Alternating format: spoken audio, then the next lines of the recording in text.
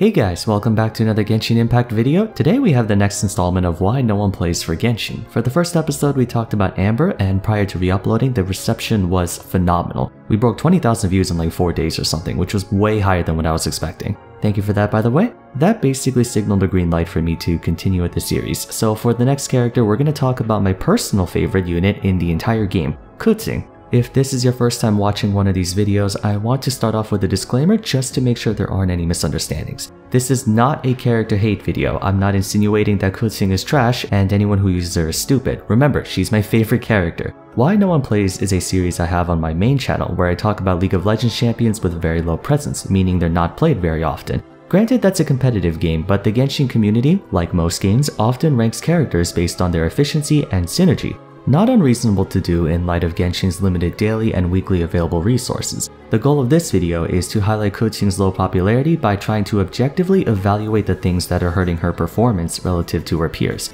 In the end though, Genshin is a single player game, a very easy one at that, so those of you who do use Keqing because you like her, by all means please continue to do so, and for those of you who have her but don't use her, I highly suggest you give her a try, so let's get started.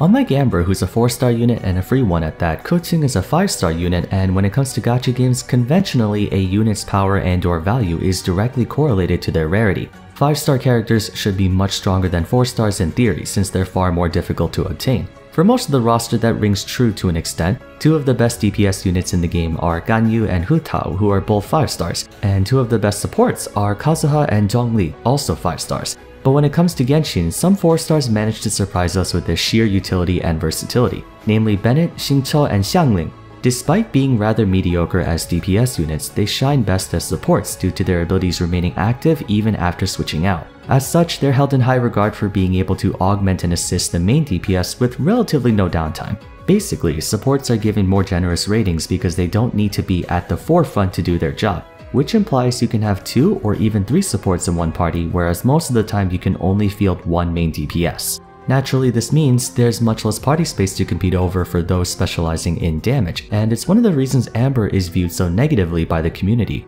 Contrary to what her rarity might suggest, Keqing has long since bore the stigma of being one of the worst main DPS units in the game, insofar as losing out to 4-star DPS units on occasion. To many, Spiral Abyss is the litmus test, the X-factor if you will, to determine the viability or effectiveness of a character, as it's the most difficult area in the game to complete. Mind you, there's a big difference between the Spiral Abyss environment and the overworld. Characters who don't perform well in one might see more play in the other, and vice versa. Other than Qiqi, Keqing is utilized the least, with only about a 10% pick rate, far lower than the average 5 stars 30 to 40%, and you don't really see many people fielding her for explorations either. Keqing is an Electro sword user, which, barring Electro Traveler, makes her the only one of her kind. She's well known for her fast attacks and consistent damage uptime, self-sufficient without requiring too much investment.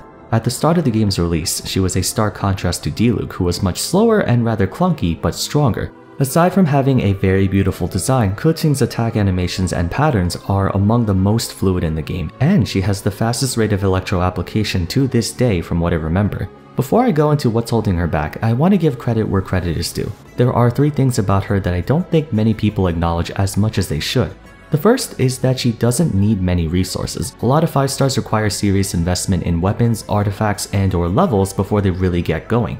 But as someone whose first 5-star was Keqing, her Stellar Restoration and Starward Sword are fantastic burst and clear options for large mobs and world bosses in the early game.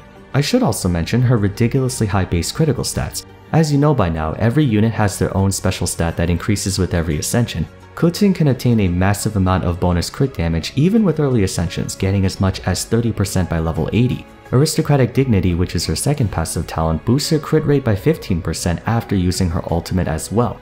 The second is her solo capability. Much of Genshin's experience is predicated on elemental reactions and party synergy, but Keqing can still maintain rather high damage numbers even without external support. That can make her a more serviceable unit for players who don't have a whole lot of characters, though this was more so the case back in the early days of the game than right now. The third one is a very small benefit but worth mentioning. Starward Sword has an incredibly long animation, about 2 seconds. Normally, the laggier an attack is, the worse it is. But because ultimates in Genshin give you invincibility frames, it can be used defensively to avoid heavy fire from enemies. So while she does have a few things going for her, it's obvious that her weaknesses far outweigh her strengths. Keqing has rarely been able to find a meaningful spot in the metagame, usually as a result of having too many limitations on her gameplay and poor quality of life. This is most reflected in how she conducts combat. What causes her to be routinely outperformed by other DPS characters, especially 5-stars like Hu Tao, Tartaglia, and Ganyu, is that she lacks a burst option. I mentioned this in Amber's episode, but Genshin's elemental reaction system comprises the majority of a character's potential damage,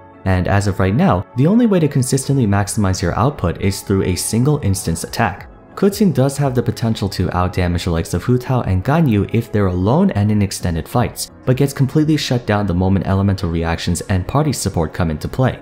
It's not as inconsistent as Amber's Fiery Rain, but Star Wars Sword deals multiple rounds of Electro damage followed by a finishing blow. Backloaded burst damage is harder to capitalize on because elemental reactions last for only like a second, and it applies 9 times before the final hit.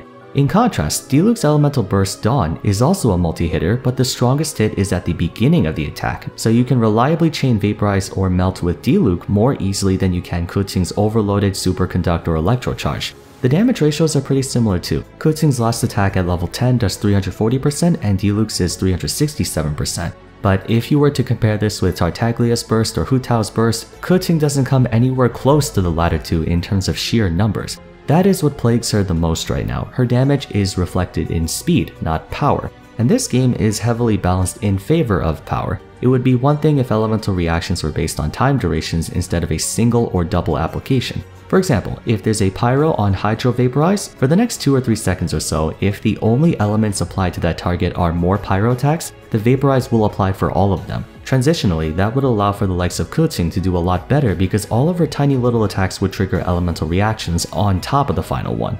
Another point of concern is her incompatibility. Keqing takes too long to contribute her maximum potential in burst-oriented parties, but her duration is also too short to fit in extended compositions. Her mountain of attribute defects also restrict her usability for no practical reason either. These issues combined can make her feel unsatisfying to play even though she has really fluid and flashy attacks. Burst comps are the more popular of the two, where you basically rotate from one unit to the other and spam your elemental burst over and over again, relying on each other's particle generation to refresh by the time you repeat the cycle. Keqing's persistent damage requires her to be out on the field for a longer period of time than is usually efficient for that type of party.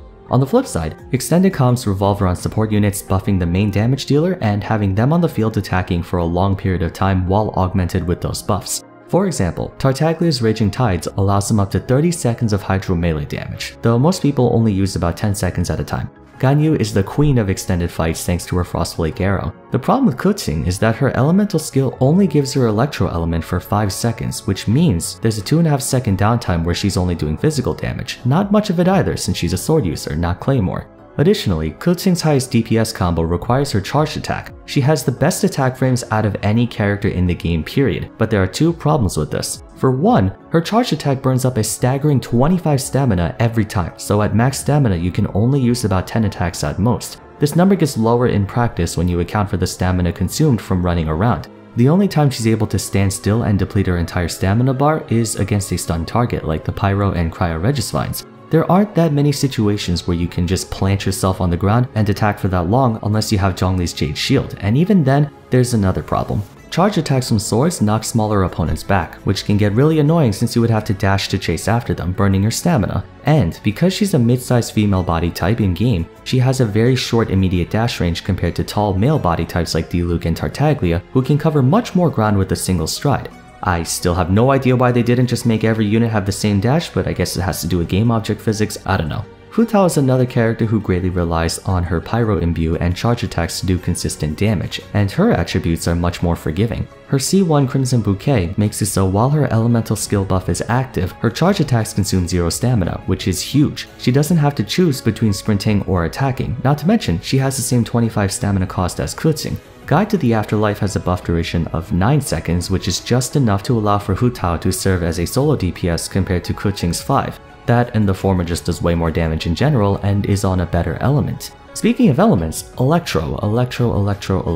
As much as I love it as an element, it's objectively worse than Pyro in almost every way. While Hydro, Cryo, Animo, and Geo can double as support reactions, Electro is almost exclusively offense, much like Pyro. This often results in the two being compared to each other, and sadly, Pyro wins. Vaporize and Melt are not only easier to apply with their current available units, but they have stronger multipliers. Electro reactions, despite Electro being an offensive element, specialize in debuffs like damage over time or defense break, neither of which are very good. Unlike Melt and Vaporize, which multiply the damage of the reacting attack, Overloaded, Electrocharge, and Superconduct deal a flat amount of damage based on level and elemental mastery. Why they decide to do it like this, I have no idea. To add insult to injury, because it's a separate instance of damage, it doesn't critically strike. Basically, it does almost no damage. Superconduct does reduce the physical resistance of all enemies caught in it by 40% for 12 seconds, which is a substantial buff, except that only really applies to like Razor. Keqing ideally should be all Electro. It would be a completely different story if it reduced defense instead of physical resistance, which to my knowledge was how Superconduct was originally designed, but then they changed it because reasons.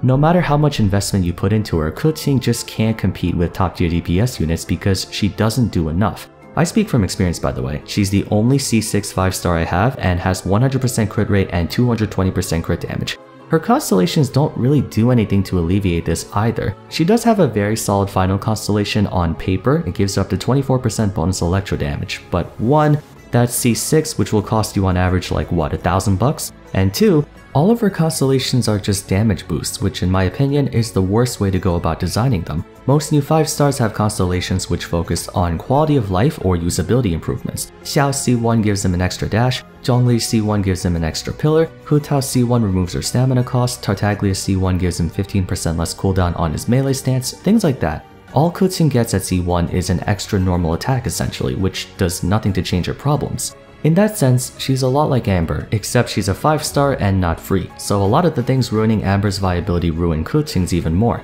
Now again, I'm not saying she's a bad unit. There aren't really any horribly bad units in Genshin because Genshin is a super easy game. It's not like Brave Frontier, Final Fantasy Brave Exvius, or Fate Grand Order, where some characters are just straight up useless. Whatever characters you do feel like playing, you can play. I just wish they gave her some buffs like they did with Zhongli because she's a really cool character. Electro units do have some of the most unique gameplay in general. Razor is all about fast attacks with his stand power, Beidou can do massive counter damage, Keqing is a rush down blitz type attacker, Fischl and Kujosada have their own creative attacks, but the element itself is hampered by its god-awful reactions in comparison to Pyro. Alternatively, they can give her the same constellation as Hu Tao. They can remove the stamina cost on her charge attack while imbued with Electro. That alone would work wonders for her usability. I understand it's been over a year and a lot of the newer 5-stars kind of power crept the old ones, but Keqing always fell short from what she could be. If anything, I'm surprised she's even a 5-star unit at all considering she is and Ningguang isn't. Let me know what your thoughts are on Keqing in the comments section if you agree or disagree. On the other hand, if you felt like I missed or understated something that makes her a lot better, by all means feel free to mention it. For now, if you enjoyed the video, I'd appreciate it if you left a thumbs up, subscribe to the channel for more content like this, consider following me on Twitter and joining my Discord server, and lastly check out my previous episode on why no one plays Amber if you haven't yet. Until next time though, thank you all so much for watching, and I look forward to seeing you again soon. Take care.